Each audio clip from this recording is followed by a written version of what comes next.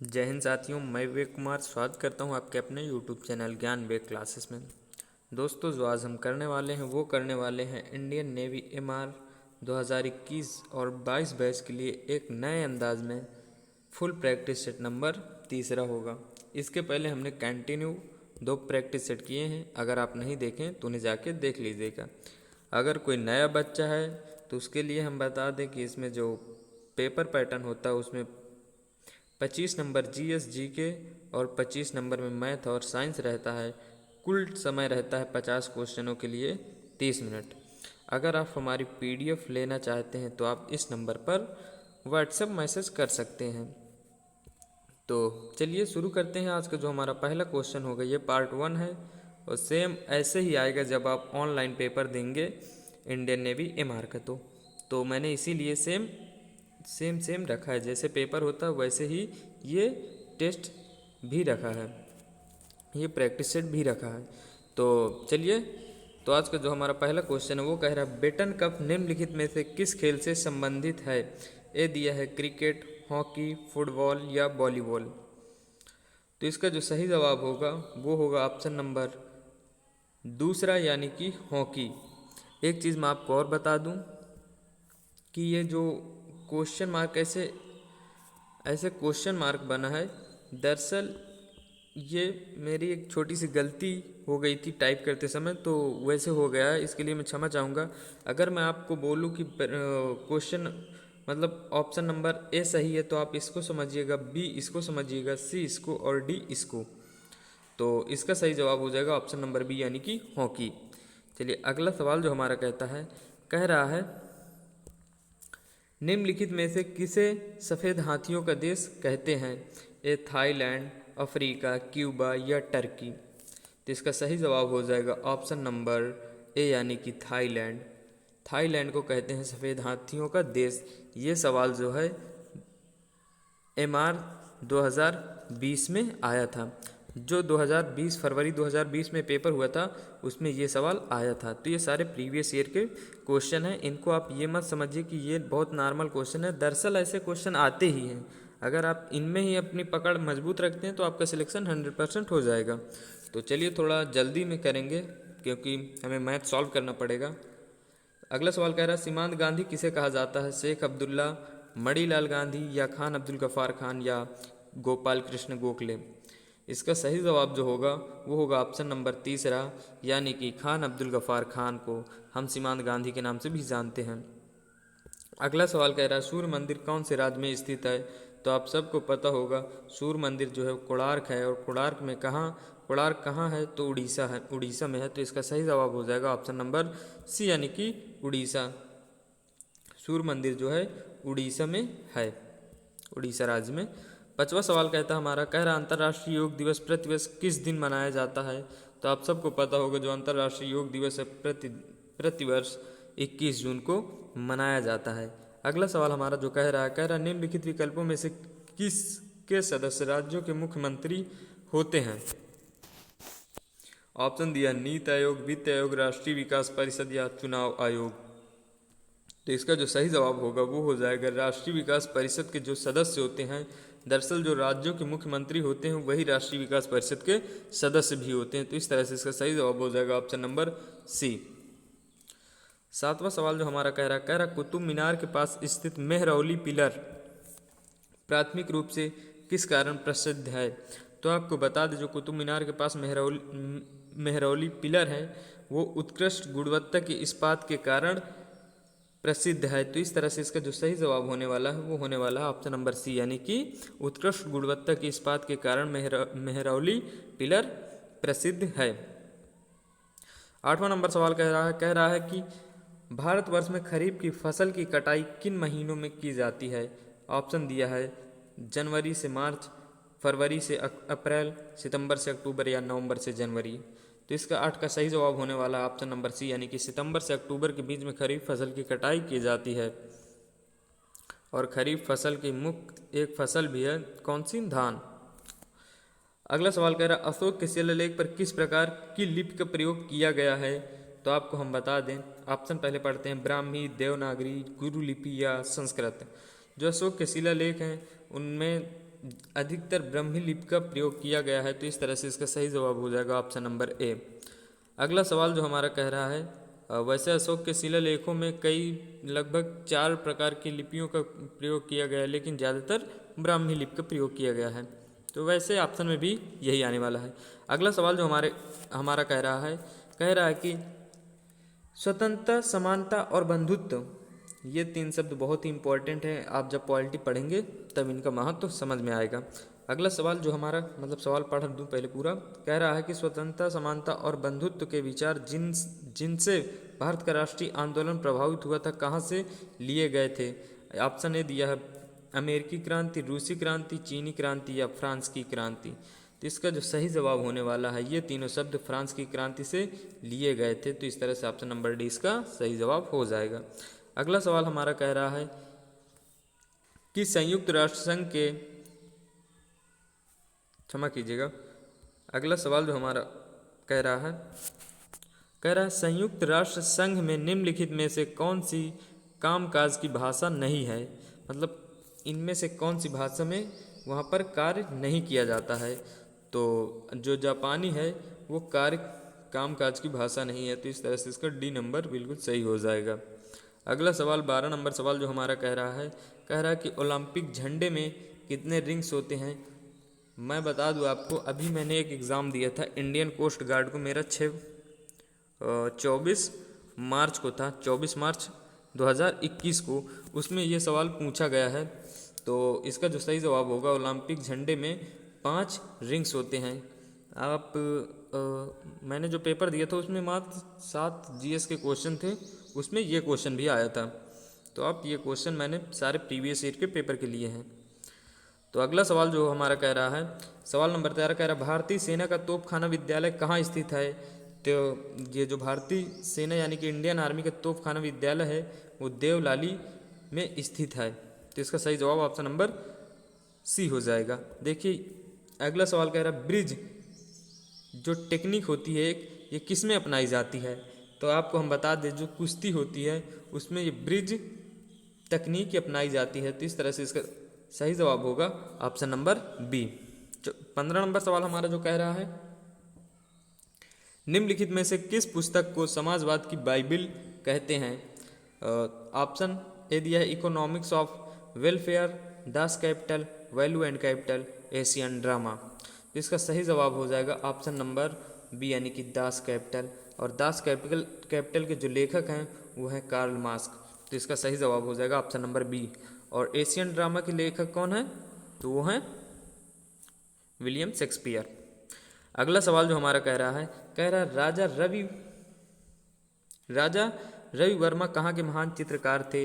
Option दिया बंगाल, बिहार, पंजाब या केरल। तो 16 का सही जवाब हो जाएगा ऑप्शन नंबर डी यानी कि केरल के थे राजा रवि वर्मा। देखिए अगला सवाल जो हमारा कह रहा है कुचिपुड़ी कहाँ का लोक नृत्य है। लोक नृत्य से बहुत क्वेश्चन आते हैं, तो मैं ये कई साल का पेपर जो देख चुका हूँ, तो आप भी एक बार इनको पढ़ के जाइएगा अगर आपका पेपर लगा हो तो। अगला सवाल जो कुचिपुड़ी नृत्य कहाँ का है। कुचिपुड़ी जो है वो आंध्र प्रदेश का है।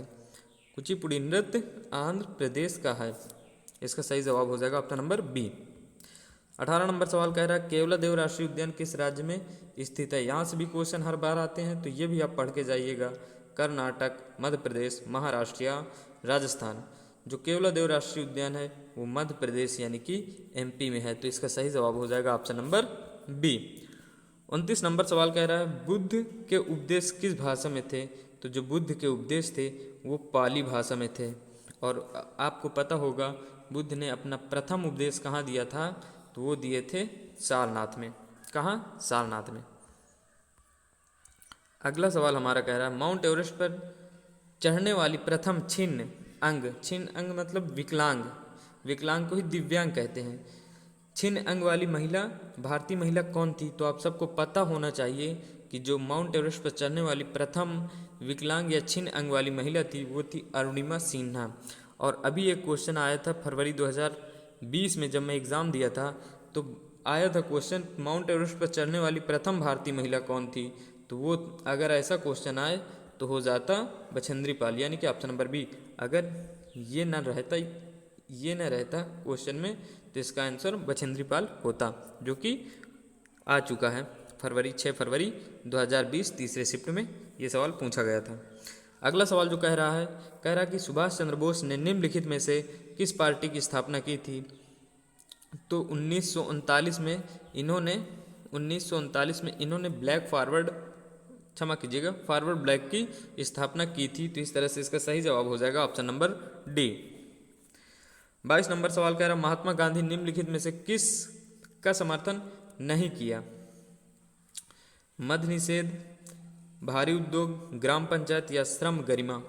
तो इन्होंने महात्मा गांधी जी ने इसका भी सहयोग किया कि मद्य निषेध यानी कि जो शराब वगैरह हो वो बंद हो जाए, और ग्राम पंचायत का भी, और श्रम की गरिमा यानी कि जो मजदूर हैं उनको भी गरिमापूर्ण जीवन जीने का अधिकार हो, इसका समर्थन किया था। जबकि भारी उद्योग का समर्थन नहीं किया था।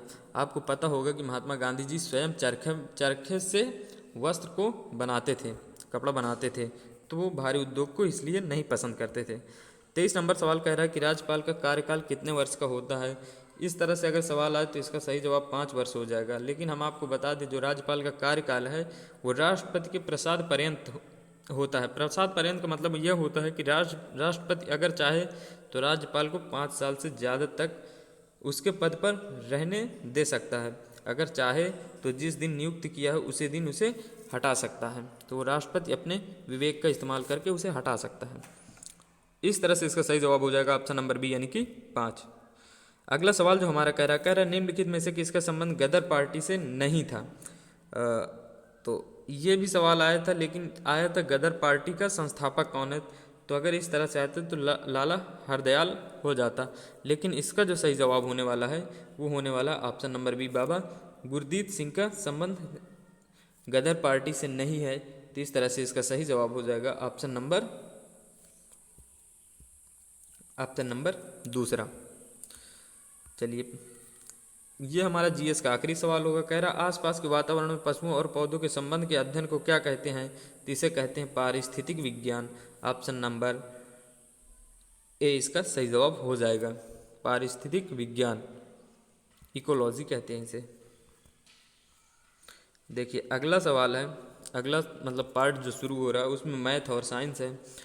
अगर आप नए हैं तो प्लीज़ चैनल सब्सक्राइब कर लीजिएगा और अपने दोस्तों के पास भी शेयर कर दीजिएगा।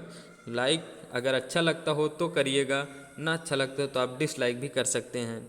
इसमें कोई जोर ज़बरदस्ती नहीं है, तो इतना काम आप कर लीजिएगा। चलिए वीडियो के बाद लेकिन करिएगा, वीडियो कंटिन्यू देखते रहिए पहले। अगला सवाल जो कह रहा है कि 0 केल्विन किसके बराबर होता है। जो 0 केल्विन है वो किसके बराबर होता है। तो आपको हम बता दें 0 केल्विन जो है -273 डिग्री सेल्सियस के बराबर होता है। तो 26 का सही जवाब हो जाएगा ऑप्शन नंबर बी। अगला सवाल जो कह रहा है प्रकाश संश्लेषण के दौरान उन्मुक्त ऑक्सीजन कहाँ से आती है। तो प्रकाश संश्लेषण के दौरान जो मतलब ऑक्सीजन रिलीज़ होती है वो पानी से रिलीज़ होती है, क्योंकि पानी में भी ऑक्सीजन होती है। तभी तो जल का सूत्र होता है H2O और हाइड्रोजन ऑक्सीजन होता है इसमें, तो वहाँ से रिलीज़ होती है। अगला सवाल जो हमारा कह रहा है प्रकृति में पानी का सबसे शुद्ध रूप कौन सा है। तो आप सबको पता है पानी का सबसे शुद्ध रूप प्रकृति में वर्षा का जल है। अगला सवाल जो हमारा कह रहा है ऊर्जा का वह कौन सा स्रोत है जो सबसे कम भूमंडलीय तापमान बढ़ाता है।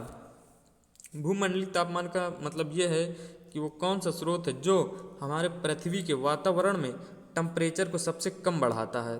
तो इसका जो सही जवाब होने वाला है वो होने वाला है भूतापीय ऊर्जा, यानी कि ऑप्शन नंबर बी इसका सही जवाब हो जाएगा। तो 30 नंबर सवाल देखते हैं। 30 नंबर सवाल जो हमारा कह रहा है कि निम्नलिखित में से भारत का कौन सा क्षेत्र पारिस्थितिकीय क्रियाशील स्थल यानी कि हॉट स्पॉट माना जाता है। तो आपको हम बता दें जो पश्चिमी घाट है, पश्चिमी घाट कहाँ पर है ये भी हम थोड़ा मानचित्र बना के रफली सा बता देते हैं। ये हमारा नीचे वाला भारत है, ये गुजरात है जो ऐसे ऐसे बना है, तो ये गुजरात है। और जो यहाँ पे एक पश्चिमी घाट है, पश्चिमी घाट पर्वतमाला है जो भारत की सबसे बड़ी पर्वतमाला है। अगर भारत की बात करें तो इसी को हम सब यही हमारा पारिस्थितिकी क्रियाशील स्थल है, यानी कि हॉट स्पॉट माना जाता है। यहाँ विभिन्न प्रकार के जीव जंतु और विभिन्न प्रकार की वनस्पतियाँ पाई जाती हैं। तो इसका सही जवाब हो जाएगा ऑप्शन नंबर सी। अगला सवाल जो हमारा कह रहा है, ब्यूफर्ट स्केल से क्या मापा जाता है। जो ब्यूफर्ट स्केल है इससे क्या मापा जाता है। ऑप्शन दिया, भूमंडलीय दाब, पर्वतों की ऊंचाई, हवा की गति या भूकंप की तीव्रता। जो 31 का सही जवाब होगा वो होगा ऑप्शन नंबर सी, यानी कि हवा की गति को मापते हैं किससे, ब्यूफर्ट स्केल से। अगला सवाल हमारा कह रहा है कि निम्नलिखित में से कौन सबसे ज़्यादा ठोस अपशिष्ट उत्पन्न करता है। ये दिया है कृषि, दूसरा दिया है न्यूक्लियर पावर संयंत्र, उत्पादन उद्योग या पैकिंग उद्योग। 32 का सही जवाब हो जाएगा ऑप्शन नंबर सी, यानी कि उत्पादन उद्योग जो है वो सबसे ज़्यादा ठोस अपशिष्ट उत्पन्न करता है। अपशिष्ट मतलब जो वेस्ट चीज़ होती हैं, काम की चीज़ नहीं होती, वही।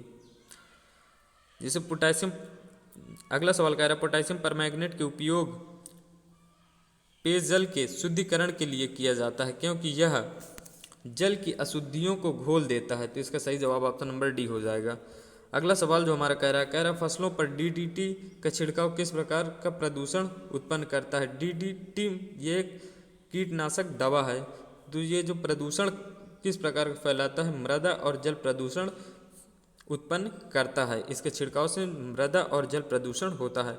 अगला सवाल जो कह रहा है जब हम किसी वस्तु को देखते हैं तो रेटिना पर बनने वाले प्रतिबिंब कैसा होता है। तो आपको बता दें, जब हम किसी वस्तु को देखेंगे तो हमारे रेटिना पर वो वस्तु का जो प्रतिबिंब बनेगा वास्तविक तथा उल्टा बनेगा। तो इसका सही जवाब हो जाएगा ऑप्शन नंबर ए। 36 नंबर सवाल हमारा कह रहा है कि भारत में ऊर्जा उत्पादन के लिए निम्नलिखित में से कौन सा प्रमुख कच्चा पदार्थ है।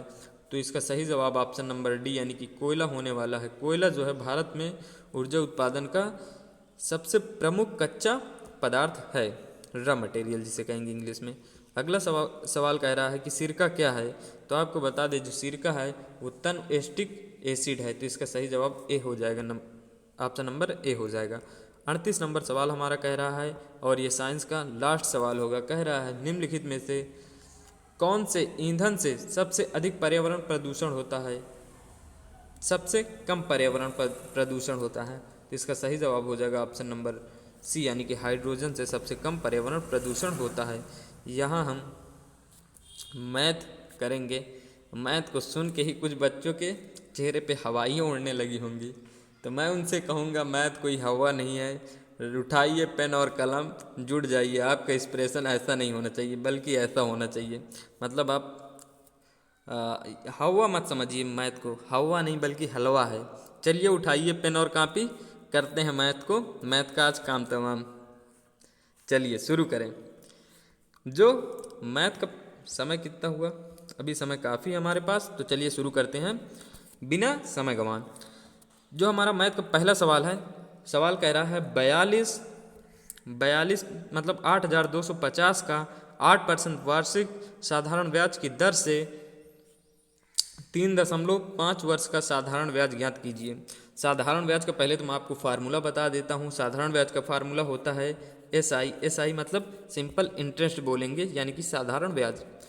SI बराबर P मतलब प्रिंसिपल यानी कि मूलधन, R मतलब रेट और T मतलब समय यानी कि टाइम, अब बटे में 100, ये हमारा होता है फार्मूला। तो चलिए फार्मूले में रखते हैं, क्षमा कीजिएगा,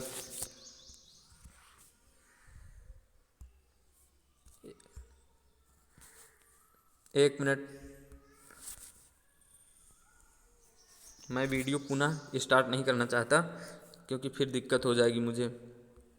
इसके लिए मैं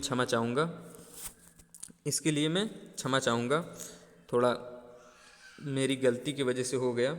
चलिए कोई बात नहीं। हमने सवाल क्या बताया था, हमने सवाल बताया था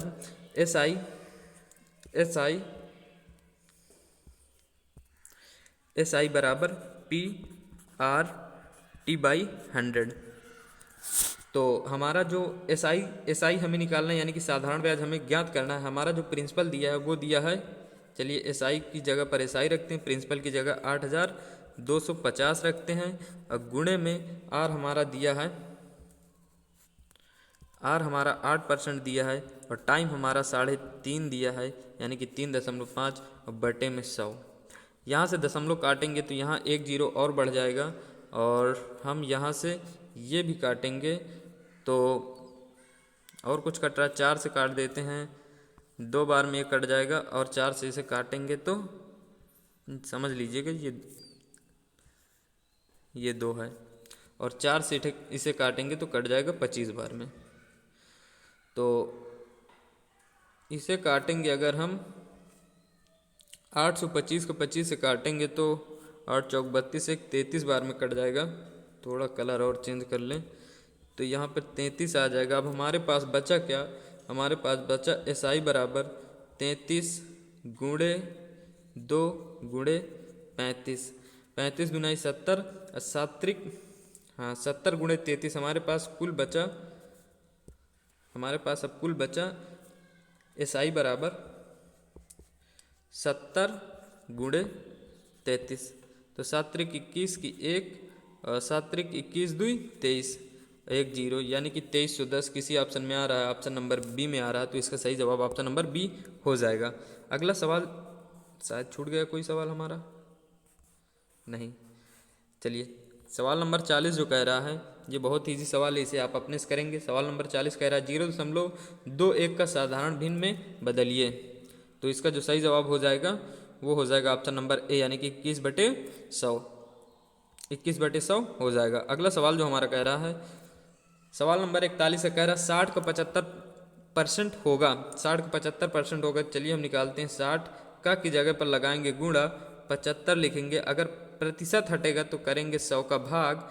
चलिए 25 से काटते हैं, 25 नहीं 75, 25 चौको 100, 4 से काटेंगे तो आएगा 4, 15 चौक 60, अब 15 गुणा 3 में करेंगे तो आ जाएगा 45, यानी कि 60 का 75% 45 आएगा। इसका सही जवाब ऑप्शन नंबर सी हो जाएगा। अगला सवाल जो हमारा कह रहा है कि एक दुकानदार शायद सवाल कहीं मिसप्रिंट है, चलिए हाँ चलिए देखिए सवाल क्या कह रहा है, एक दुकानदार एक वस्तु को 80 रुपये में खरीदा। एक दुकानदार एक वस्तु को, यहाँ पे आप थोड़ा करेक्शन कर लीजिएगा, एक वस्तु को लिख लीजिएगा, मैं ही लिख देता हूँ, मैं सोचता हूँ फिर न कहीं गड़बड़ हो जाए। चलिए एक वस्तु को 800 रुपये में खरीदा और उसे 850 रुपये में बेच दिया, तो उसका लाभ अथवा हानि प्रतिशत ज्ञात कीजिएगा। पहले तो यहाँ पर लाभ होगा या हानि ये हम देखते हैं। आप बताइए, आप एक कलम खरीदेंगे 800 रुपये में और उसे अपने दोस्त को 850 रुपये में बेचेंगे तो फ़ायदा होगा। तो लाभ प्रतिशत हमें निकालना है। लाभ प्रतिशत निकालेंगे तो P% यानी कि लाभ परसेंट बराबर जितना लाभ होगा और जितना क्रय मूल्य होगा और गुणे में 100 करेंगे। चलिए देखते हैं, हमारा P% बराबर हमारा लाभ कितना होगा, 800 रुपये था, 800 रुपये चीज़ हमने एक खरीदी और 850 में बेच दी, तो हमें कितने का लाभ हुआ, 50 रुपये का लाभ हुआ। हमारा क्रय मूल्य कितना था, तो क्रय मूल्य हमारा 800 था और हमने अभी आपको बताया हम करेंगे 100 का गुणा, तो 2 जीरो से 2 जीरो तो ये कट जाएगा। अगर हम काट दें इसे 4 से काट देते हैं, चलिए 8 से ही काटते हैं, तो आएगा 8 छंग 48.25% का लाभ, यानी कि ऑप्शन नंबर डी जो है बिल्कुल सही जवाब हो जाएगा। चलिए अभी भी हमारे पास 7 मिनट है, 6 मिनट है, चलिए उसका हम भरपूर उपयोग करें। एक सवाल जो हमारा कह रहा है, ये सवाल नंबर 43 है, कह रहा एक आदमी किसी कार को 10% हानि पर अपने मित्र को बेचता है। यदि उसका मित्र उस कार को 54,000 रुपये में बेचकर 20% का लाभ प्राप्त करता है, तो उस कार का वास्तविक मूल्य क्या था। उस कार का वास्तविक मूल्य क्या था। तो चलिए मान लीजिए कार का मूल्य था वो था X रुपये और कितने में बेचा। चलिए थोड़ा सवाल लंबा जाएगा और दूसरी स्लाइड भी चेंज करना पड़ेगा तो समझ में आएगा नहीं, आप अपने से करिएगा, मैं थोड़ा आपको चलिए मैं बता दे रहा हूँ। X मानिएगा और 10% के हानि मतलब 100 से घटाएंगे तो 90/100 आएगा, गुणे कितने परसेंट का लाभ हो रहा है, 120% का लाभ, मतलब 20 को 100 में जोड़ेंगे तो 120 हो जाएगा, गुणे 100 बराबर आप 54,000 के बराबर इसको रखिएगा। किसके बराबर, वो देखिए बता रहा, 54,000 के बराबर। चलिए, और इसको अब हम सॉल्व करेंगे, और सॉल्व करने के बाद जो हमारा x का मान आएगा वो आएगा ऑप्शन नंबर ए, यानी कि 50,000 आ जाएगा। तो जो कार का वास्तविक मूल्य था वो तो 50,000, यानी कि ऑप्शन नंबर ए बिल्कुल सही है। आपको करना कुछ है, मैंने फॉर्मेट बना दिया है, आपको सिर्फ कैलकुलेशन करना है, 50,000 आंसर इसका हो जाएगा। चलिए 44 नंबर सवाल कह रहा है, 44 नंबर सवाल हमारा कह रहा है किसी परिवार में 8 पुरुष 7 महिलाएं और 5 बच्चे हैं, 5 बच्चे हैं जिनकी अलग अलग माध्य आयु, यहाँ पर जिनकी होगा, जिनकी अलग अलग माध्य आयु क्रमशः 24 वर्ष, 20 वर्ष और 26 वर्ष है। उस परिवार के माध्य आयु क्या होगा। आपको इसको करने के लिए मैं आपको थोड़ा सा हिंट दे रहा हूँ, करना कुछ नहीं है। जो पुरुषों की आयु है 8 है और इनका माध्य जो है वो 24 है। माध्य मतलब एवरेज जो है वो 24 है।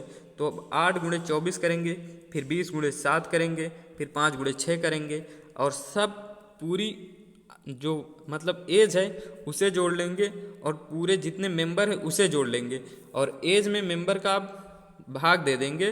तो जो एवरेज आयु आएगी इनकी सब कुल परिवार की, वो आएगी 18.1 वर्ष, यानी कि ऑप्शन नंबर बी इसका सही हो जाएगा। इस तरह का सवाल जो है वो आया था जब मैं पेपर दिया था फरवरी 2020 में, ये सवाल आया हुआ था। अगला सवाल जो हमारा कह रहा है, सवाल नंबर 45 कह रहा है, दो संख्या एक तीसरी संख्या से क्रमशः 20% और 50% अधिक है, इन दोनों संख्याओं में अनुपात क्या होगा। चलिए मान लिए पहली संख्या हो गई, ये पहली संख्या हो गई, और ये दूसरी संख्या हो गई, और यहाँ पर हो गई तीसरी संख्या। तीसरी संख्या मान ली हमने 100 थी, तो दूसरी संख्या क्या होगी। दूसरी संख्या देखिए 50% अधिक है, तो 150 हो जाएगी। और तीसरी संख्या, पहली संख्या कितनी अधिक है, 20% अधिक है, तो ये हो जाएगी 120। हमें बताना है इन दोनों संख्याओं में, मतलब पहली और दूसरी संख्या में अनुपात बताना है। तो चलिए इनका अनुपात निकालें।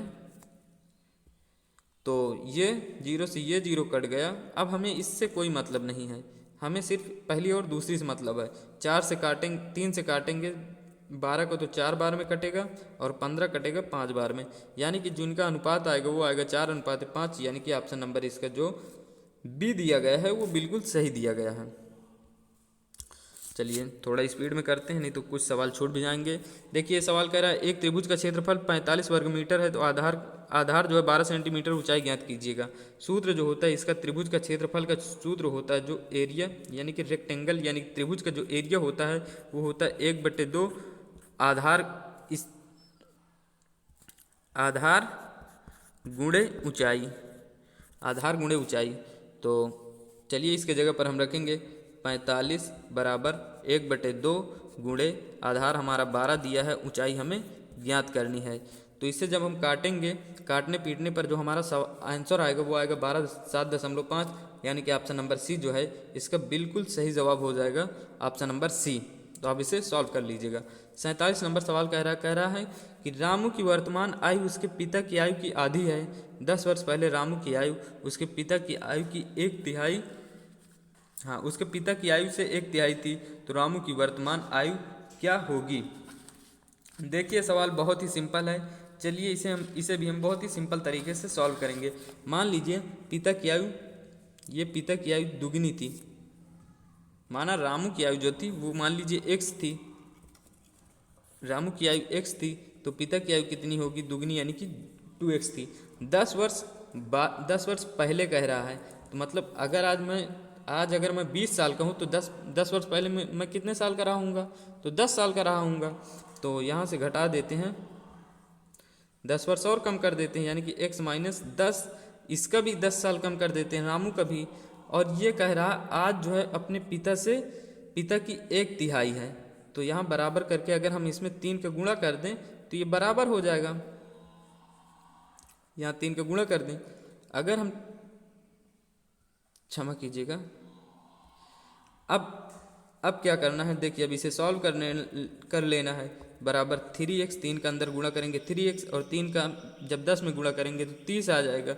और जब हम इसे सॉल्व करेंगे तो x बराबर जो हमारा आएगा, x यानी कि रामू की आयु, x बराबर जो आएगा वो आएगा 20, यानी कि ऑप्शन नंबर हमारा ए जो है बिल्कुल सही हो जाएगा। ऑप्शन नंबर ए बिल्कुल सही हो जाएगा। चलिए अगला सवाल देखते हैं।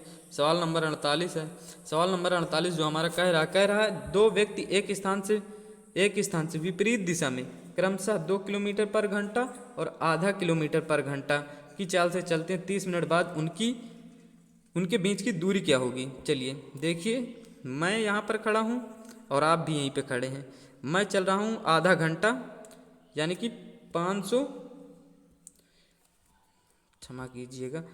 मीटर। 1 घंटे में मैं चलता हूँ 500 मीटर और आप बहुत तेज चलते हैं, आप चलते हैं 2000 मीटर 1 घंटे में। ठीक, तो अब आप तो आधा घंटा चलें। अगर भाई आप 60 मिनट में 2000 मीटर चलते हैं तो 30 मिनट में कितना चलेंगे 1000 मीटर।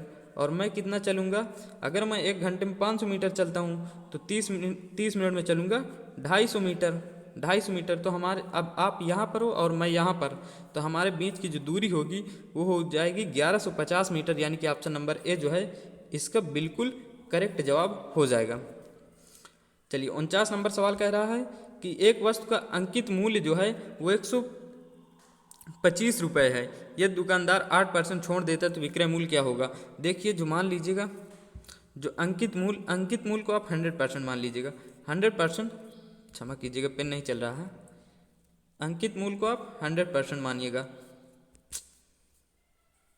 चलिए ये 100%, अगर 100% 125 के बराबर है तो 8% की छूट, यानी कि 8% छूटेगा तो 92% आ जाएगा। 92% किसके बराबर होगा, तो आप इसे सॉल्व करेंगे तो जो 92% है वो 115 के बराबर आ जाएगा। तो इसका सही जवाब ऑप्शन नंबर डी हो जाएगा। देखिए ये सवाल इंडियन नेवी 6 फरवरी, मतलब इंडियन नेवी एमआर 6 फरवरी 2020 में आया हुआ है। सवाल कह रहा है कि सेम सवाल नहीं था, मतलब सेम टाइप था। सवाल कह रहा है 12 आदमी एक काम को 24 दिन में करते हैं, तो उसी काम, मतलब 18 व्यक्ति, यहाँ पर व्यक्ति होगा, 18 व्यक्ति उसी काम को कितने दिन में करेंगे। मान लीजिए 100 दिन में करेंगे। जब इसे हम सॉल्व करेंगे तो हमारा जो आंसर आएगा वो आएगा 16। कैसे आएगा, चलिए 6 से काटेंगे 2 बार में, 6 से काटेंगे 3 बार में, और 3 का गुणा करेंगे, हाँ 16 आ जाएगा। आप सॉल्व कर लीजिएगा, थोड़ा वो कट गया तो लंबा चला जाएगा वीडियो। तो इसका सही जवाब आ जाएगा 16। देखिए हमारे पास क्या क्या बचा था, मैं कर ही देता हूँ। 1 2 बचा था, फिर 3 काटे थे तो 8 आ गया था, बराबर x बचा था। 2 का गुणा 8 में करेंगे तो 16 आएगा, यानी कि x बराबर 16 आ जाएगा। ऑप्शन नंबर बिल्कुल सही, ऑप्शन नंबर 16 बिल्कुल सही हो जाएगा। चलिए देखिए ये सवाल आपके लिए है। सवाल आप वीडियो पुश करके देख लीजिएगा, मतलब वीडियो को पॉज करके देख लीजिएगा रोक के। तो और अगर आप हमारे व्हाट्सएप ग्रुप में जुड़ना चाहते हैं तो लिंक डिस्क्रिप्शन बॉक्स में होगा। व्हाट्सएप ग्रुप और फेसबुक ग्रुप का ये नेवी एमआर के लिए ग्रुप हैं। तो अगर वीडियो अच्छी लगी है तो प्लीज़ लाइक कीजिएगा, नहीं अच्छी तो आप डिसलाइक भी कर सकते हैं। और वीडियो में अंत तक बने रहने के लिए धन्यवाद। चलिए मिलते हैं हम अपने नेक्स्ट वीडियो में।